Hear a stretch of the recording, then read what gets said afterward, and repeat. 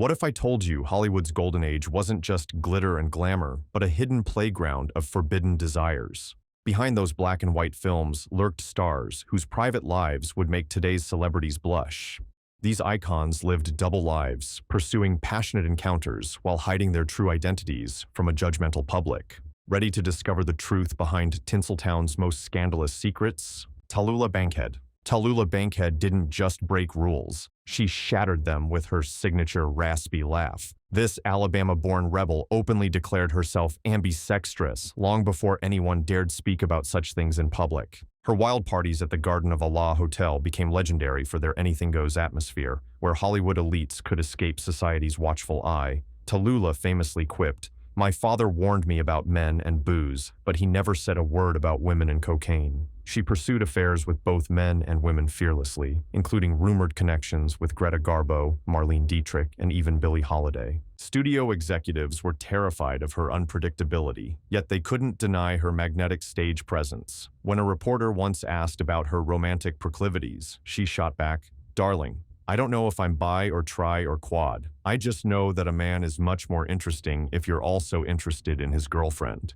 Talula's reckless pursuit of pleasure eventually damaged her health, but she refused to slow down or apologize. When doctors warned her about her lifestyle, she reportedly responded, "Cocaine isn't habit-forming. I should know. I've been using it for years." Ramon Novaro. Silent film heartthrob Ramon Novaro dazzled audiences with his smoldering looks in Ben-Hur while hiding a secret that would ultimately lead to tragedy. MGM marketed him as the Latin lover to rival Rudolph Valentino, carefully constructing a fictional romantic life with starlets. Behind closed doors, Novaro struggled with reconciling his devout Catholic faith and his attraction to men. His Beverly Hills home became a private sanctuary where he entertained select male companions away from prying eyes. Studio fixers worked overtime to keep his name out of gossip columns, even as rumors swirled throughout Hollywood. The pressure of maintaining dual identities drove Novaro to seek comfort in alcohol. A friend later revealed, Ramon never found peace because he believed his true self was unforgivable. His fortune dwindled after his star faded, and he began employing male companions for both company and affection.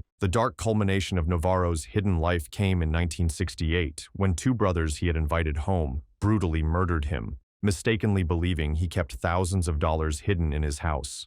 His tragic end became a cautionary tale about the dangers LGBTQ stars faced in an era that forced them into shadows. Greta Garbo. The enigmatic Greta Garbo, who famously declared, "I want to be alone," might have been hiding more than just a desire for privacy. This Swedish goddess captivated audiences with her mysterious allure while carefully guarding her most intimate secrets. Garbo's closest relationship was with actress Lillian Tashman, with whom she shared a beachside home for years. Hollywood insiders whispered about their intense connection, but publicists expertly spun tales of male suitors to maintain Garbo's feminine appeal. Mercedes Diaosta, a playwright known for her numerous affairs with Hollywood women, claimed in private letters that Garbo was insatiable in her passionate pursuits. When confronted about her private life, Garbo developed her legendary aloofness, withdrawing further from public view. "What business is it of yours who warms my bed?" she reportedly snapped at one particularly nosy reporter. Her abrupt retirement at age 35 fueled speculation that she could no longer bear living under constant scrutiny. Even in isolation, Garbo's reputation for romantic intensity followed her.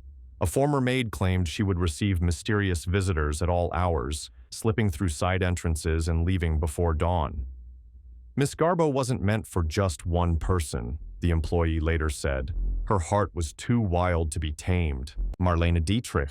With her trademark eyebrows and masculine-inspired fashion, Marlene Dietrich wasn't just pushing fashion boundaries, she was declaring independence from all social constraints. This German-born icon flaunted her fluid desires in an era that demanded rigid conformity. Dietrich's appetite for love knew no gender limitations. She pursued affairs with both leading men and ladies with equal fervor, including rumored trysts with John Wayne, Jimmy Stewart, and Edith Piaf. When her husband Rudolph Sieber discovered her numerous indiscretions, they struck an unusual arrangement, maintaining their marriage publicly while privately pursuing other relationships. Her film, Morocco, created a sensation when she boldly kissed another woman on screen, the first such moment in mainstream cinema. When studio executives panicked about potential backlash, Dietrich reportedly shrugged and said, In Europe, we don't make such fuss about these things. Her daughter Maria Riva later revealed that Dietrich kept detailed journals of her conquests, rating them with a special code only she understood.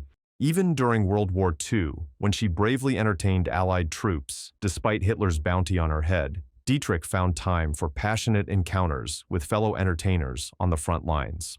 A military officer later recalled, "Miss Dietrich had more courage and passion than most of the soldiers." Rock Hudson. America's quintessential leading man, Rock Hudson, lived a dangerous double life, projecting wholesome masculinity on screen while navigating a clandestine world of desire behind the scenes. Universal Studios built his career on romantic comedies with Doris Day, while studio publicists worked tirelessly to bury evidence of his true nature. When scandal sheet Confidential threatened to expose Hudson in 1955, the studio arranged a hasty marriage to his agent's secretary, Phyllis Gates. The union lasted barely 3 years, with Gates later claiming she had no idea she was part of an elaborate cover-up.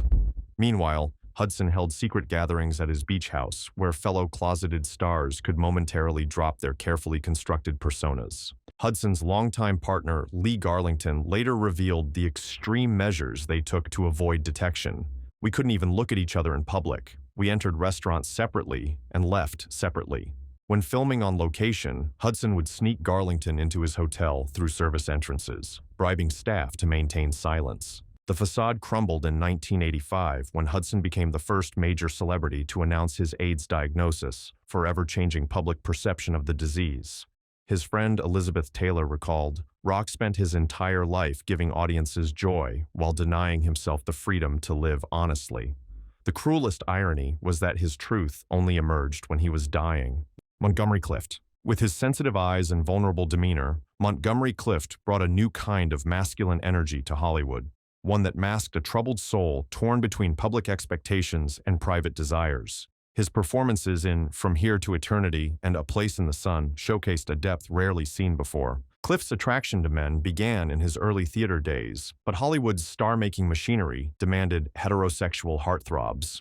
Elizabeth Taylor, who became his closest confidant after they starred together in A Place in the Sun, fiercely protected his secrets. She later described him as the most tormented man I've ever known. His life took a devastating turn after a 1956 car crash left him physically and emotionally scarred. The accident occurred after leaving a dinner party at Taylor's house, and she reportedly rushed to the scene, pulling broken teeth from his throat to prevent him from choking. His increasing reliance on alcohol and pain medication to cope with both physical agony and the strain of hiding his identity accelerated his decline. Director John Huston observed, "Monty carried so much pain in his heart that it poured out in every performance. He couldn't separate himself from his characters because he was always playing a man with a great secret." Clift died at just 45, with friends later revealing that his final years were marked by fleeting encounters that left him increasingly isolated. Rudolph Valentino. The original Latin lover, Rudolph Valentino, drove women to hysterical fainting spells with his smoldering gaze. But Hollywood insiders whispered that his off-screen passions told a different story. This Italian immigrant became the definitive romantic idol of the 1920s, with films like The Sheik establishing him as the ultimate object of female desire. Valentino's first marriage to actress John Acker ended on their wedding night, when she locked him out of their bedroom, later revealed to be because she preferred women. His second marriage to Natasha Rambova raised eyebrows for different reasons, as many believed it was a lavender marriage designed to conceal both their preferences. His home featured flamboyant decor that defied masculine norms of the era, complete with a slave bracelet he wore publicly despite ridicule. When the Chicago Tribune published a scathing editorial questioning his manhood and calling him a pink powder puff, Valentino challenged the writer to a boxing match to defend his honor. Perhaps most telling was Valentino's intense relationship with actor Andre Davin, with whom he spent increasing time before his sudden death at 31 from peritonitis. At his funeral, a mysterious lady in black appeared, starting a tradition that continued for decades. Some historians suggest this theatrical mourning ritual was initiated by male admirers who couldn't publicly express their grief. Katharine Hepburn. The fiercely independent Katharine Hepburn defied Hollywood conventions from day one, refusing to play the publicity game and creating her own rules both on screen and off. Her 25-year relationship with Spencer Tracy has been romanticized in Hollywood lore, but many believe it provided convenient cover for both actors' more complicated private lives. Hepburn's preference for pantsuits, athletic pursuits, and direct manner of speaking challenged feminine ideals of her era.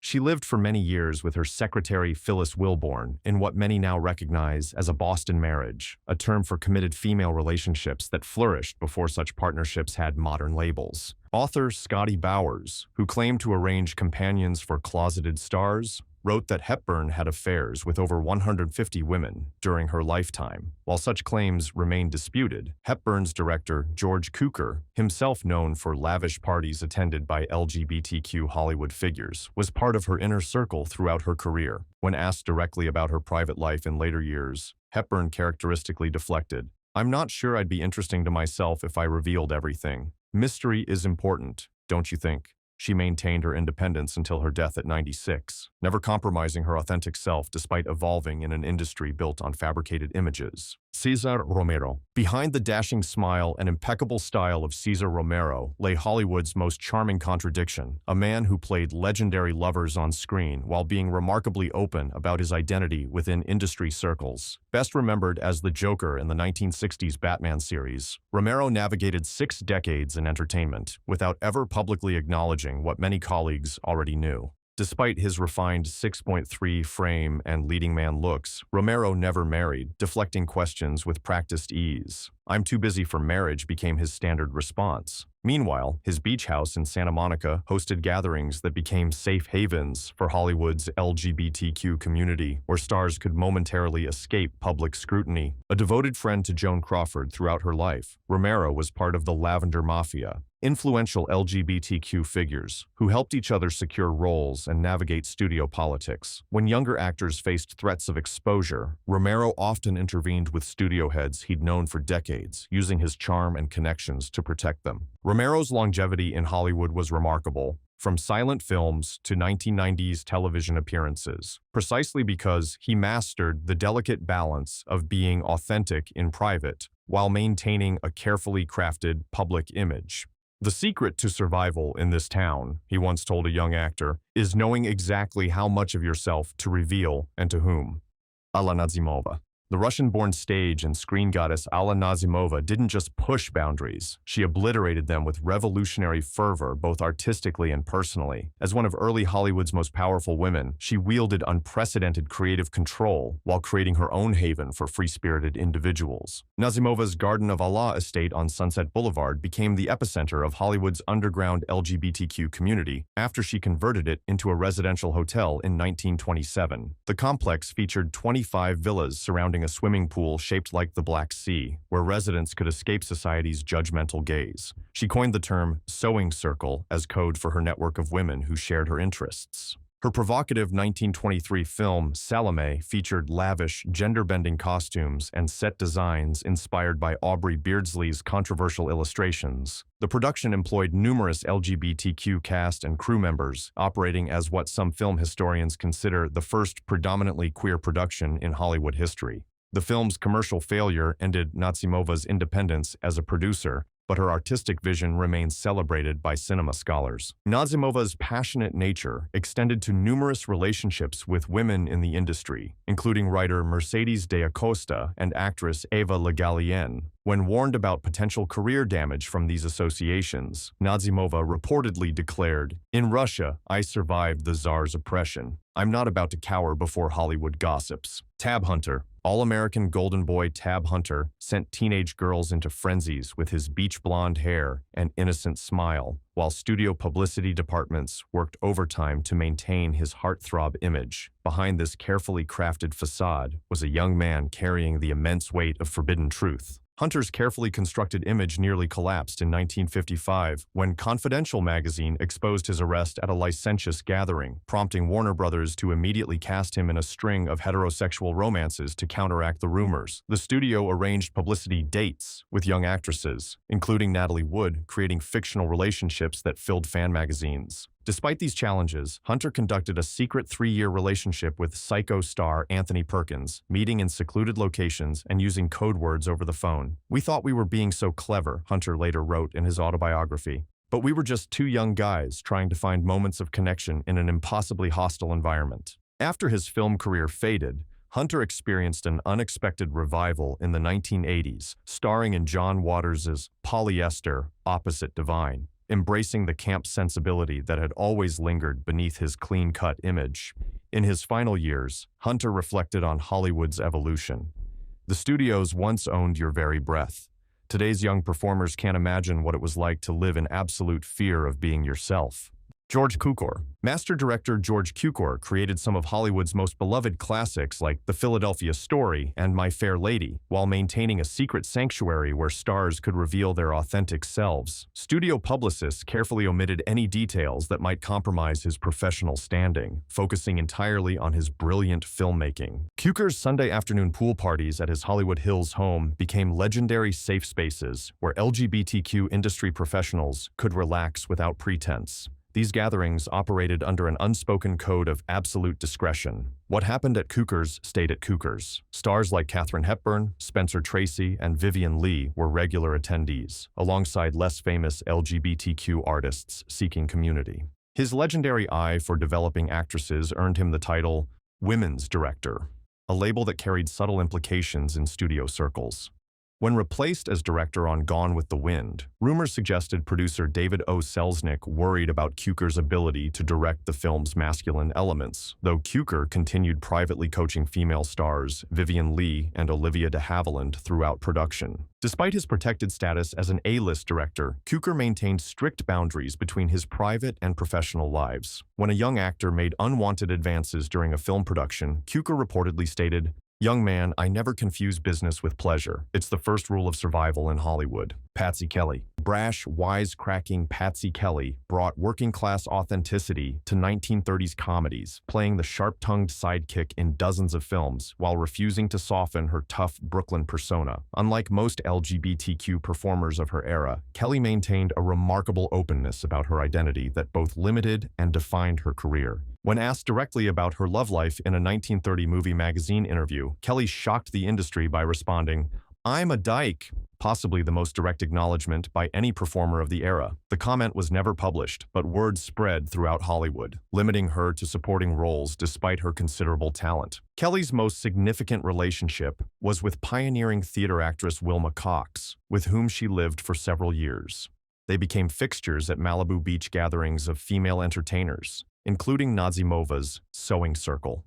During lean career periods, Kelly worked as Talula Bankhead's personal assistant, with Bankhead introducing her as the woman who lives to pleasure me. Despite Hollywood's discomfort with her authenticity, Kelly maintained her irreverent attitude. When her film career waned, she found work in theater and eventually on television's The Man from UNCLE and Torch Song trilogy. Kelly once told a reporter questioning her unconventional life, "I'm Irish, I'm Catholic, and I'm a lot of other things they don't like, so why pretend?" William Haynes stood at the pinnacle of Hollywood stardom in the late 1920s, commanding top salaries for his charming romantic comedies, until he made a choice that forever changed his life and Hollywood history. As the industry's transition to sound reshaped careers, Haynes faced an ultimatum that tested his personal integrity. MGM chief Louis B. Mayer, alarmed by Haynes's increasingly visible relationship with partner Jimmy Shields, demanded he enter a lavender marriage to protect his box office appeal. In a moment of extraordinary courage for 1933, Haynes refused, famously telling Mayer, "I can't give up Jimmy. I'd rather give up my career." Mayer terminated his contract immediately. Rather than fading into bitter obscurity, Haynes and Shields established an interior design business that became wildly successful, decorating homes for former colleagues like Joan Crawford, Gloria Swanson, and Carole Lombard. Their 50-year relationship became one of Hollywood's most enduring love stories, with Crawford calling them the happiest married couple in Hollywood. Haynes's design aesthetic transformed Hollywood Regency style, influencing American interiors for decades. While his film career remains largely forgotten, his principled stand represents a pivotal moment when one star chose personal truth over fame. As Shields later recalled, Billy never once expressed regret. He said being true to yourself was worth any price. Mercedes Diaosta. The mysterious Mercedes Diaosta wasn't a mainstream star, but her magnetic presence and poetic soul made her the ultimate insider in Hollywood's hidden LGBTQ world. This Spanish-American playwright and poet claimed romantic connections with virtually every major actress of the era, earning her the nickname the Butch with the Pen. Diaosta's most famous conquests allegedly included Greta Garbo, Marlene Dietrich, Isadora Duncan, and Eva Le Gallienne. She dressed exclusively in masculine attire long before it became fashionable, sporting capes, boots, and carrying a riding crop as her signature accessories. When questioned about her style, she proudly traced her lineage to Spanish nobility, suggesting aristocrats made their own rules. Her passionate pursuit of Garbo became Hollywood legend, with Diaosta following the reclusive star to Europe multiple times. The hundreds of letters between them, released after Diaosta's death, revealed an intensity that transcended conventional relationships. "I cannot live without seeing you," she wrote to Garbo. "My mind circles around you day and night like a desperate bird." Diaosta's 1960 memoir, Here Lies the Heart, carefully avoided explicit details, but included enough suggestions about her relationships with famous women to make her a social pariah. Former friends abandoned her, leaving her impoverished and forgotten in her final years. Marlene Dietrich reportedly warned, "If you want to keep friends in this town, never mention Mercedes Diaosta." Louise Brooks. With her iconic black bob and defiant gaze, Louise Brooks didn't just act in films. She embodied a revolution against everything conventional society demanded of women. Her brief but explosive impact on cinema reflected her approach to life: intense, uncompromising, and utterly authentic. Brooks abandoned Hollywood for German cinema, creating her most enduring work in G.W. Pabst's Pandora's Box, portraying a sexually liberated woman destroyed by society's hypocrisy. The film's exploration of desire and its subtle LGBTQ themes mirrored Brooks' own refusal to limit her affections to conventional boundaries. When Paramount executives demanded she conform to studio demands, she famously told them, "I don't want to be owned by anyone." Her relationships spanned across genders and social classes, including affairs with Charlie Chaplin, Greta Garbo, and numerous Ziegfeld Follies dancers. When questioned about her preferences later in life, Brooks replied with characteristic directness, "I had love affairs with women, but I had affairs with men as well. I never felt the need to explain or categorize myself." After her film career collapsed, Brooks endured decades of poverty and obscurity before being rediscovered by film historians in the 1950s. Her 1982 memoir, Lulu in Hollywood, revealed her biting intelligence and refusal to romanticize her past. She remained unapologetic about her choices, once stating, "I have a gift for enraging people, but if I ever bore you, it will be with a knife." Clifton Webb. The impeccably mannered Clifton Webb brought sophisticated wit to Hollywood at the remarkably late age of 54 after a successful Broadway career. His breakout role as the acid-tongued columnist Waldo Ledecker in Laura established him as cinema's premier urbane villain, specializing in characters whose verbal dexterity masked deeper complexities. Webb's most unconventional relationship was with his mother, Maybelle, with whom he lived until her death at 91. Their extraordinary closeness provided convenient cover for Webb's private life in an era of intense scrutiny. Studio publicity materials frequently featured mother-son photos, presenting Webb as the devoted bachelor son, rather than addressing his personal relationships. Despite his late start in Hollywood, Webb secured 2 Oscar nominations and became one of 20th Century Fox's most valuable character actors. His performances in The Razor's Edge, Sitting Pretty, and Cheaper by the Dozen showcased his unique ability to convey subtle emotional undercurrents beneath a precisely controlled exterior, a skill perhaps honed through years of maintaining public facades. Webb's elegant home became known for exclusive gatherings of Hollywood's LGBTQ community and their allies. Director Otto Preminger observed, "Clifton created a world of perfect taste and civilization amid the vulgarity of Hollywood. In his house, everyone was accepted for their wit and character, rather than who they pretended to be on screen." Dorothy Arsner, the only female director working in Hollywood's studio system from 1927 to 1943, Dorothy Arsner didn't just break the glass ceiling, she shattered it while creating films that subtly challenged gender norms. Sporting tailored suits, a short bob, and a direct manner of speaking, Arsner made no concessions to traditional femininity. Arsner's personal life centered around her 40-year relationship with choreographer Marion Morgan, with whom she shared a home in the mountains above Los Angeles. Their partnership remained the stable core of Arsner's life as she navigated the male-dominated studio system, where her differences were tolerated primarily because of her consistent ability to deliver films on budget. Her innovative work included inventing the first boom microphone by attaching a microphone to a fishing rod and directing Clara Bow's first talking picture. Arsner's films often featured strong female characters who defied social expectations, most notably in Dance Girl Dance, which directly addressed the female experience of being objectified, revolutionary subject matter for 1940. After leaving Hollywood, Arsner taught filmmaking at UCLA, influencing future directors including Francis Ford Coppola. When asked why she never publicly discussed her private life, Arsner responded with characteristic practicality. "My films had enough barriers to overcome without adding personal ones. I let my work speak for itself." Tyrone Power. With his perfect profile and smoldering intensity, Tyrone Power embodied the romantic ideal for millions of moviegoers, while harboring secrets that would have shattered his carefully constructed image. As 20th Century Fox's top leading man, his private struggles remained hidden behind a facade of traditional masculinity. Power's marriage to French actress Annabella provided cover for his complicated personal life, though they separated after 3 years. His second marriage to Mexican actress Linda Christian produced 2 daughters but ended in divorce, with associates later suggesting both marriages were encouraged by the studio to maintain his heartthrob status. The darkness behind Power's matinee idol image emerged in his selection of increasingly complex roles, particularly in Nightmare Alley, where he played a manipulative carnival performer destroyed by ambition. The film's exploration of facades and hidden desires paralleled Power's own compartmentalized existence. Director Edmund Goulding, known for his own complicated private life, reportedly helped Power channel his inner conflicts into his most compelling performance.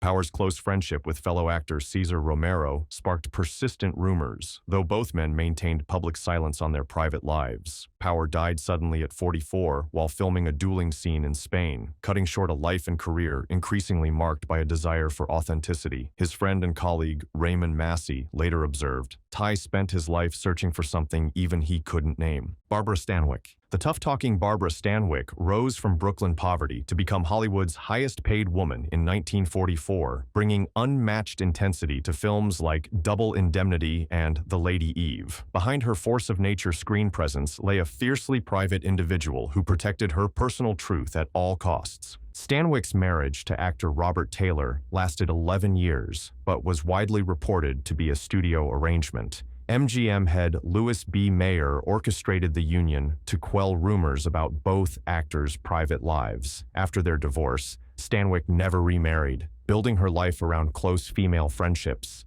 particularly with her publicist, Helen Ferguson, with whom she shared a home for years. Her legendary professionalism on set, always knowing every line, never complaining about working conditions, created a protective barrier that kept colleagues at a distance. Director Frank Capra noted, "Barbara built a fortress around herself. Nobody really knew her completely." This self-protective instinct stemmed from a childhood filled with abandonment and poverty, including time in foster care after her mother's death. In her 60s, Stanwyck found renewed fame on television in The Big Valley, and later, The Thornbirds, introducing her to new generations. She maintained her privacy until her death, once telling a persistent reporter, "My private life is exactly that, private. I worked too hard to earn that right." Didn't Hollywood's golden age seem so much more scandalous than we thought? These stars lived authentic lives despite impossible constraints, showing courage we can hardly imagine today. Which of these secret histories surprised you most? Were these celebrities victims of their era or revolutionary pioneers who pushed boundaries? Let us know your thoughts in the comments below, and don't forget to like and subscribe for more hidden Hollywood histories that the textbooks never taught you.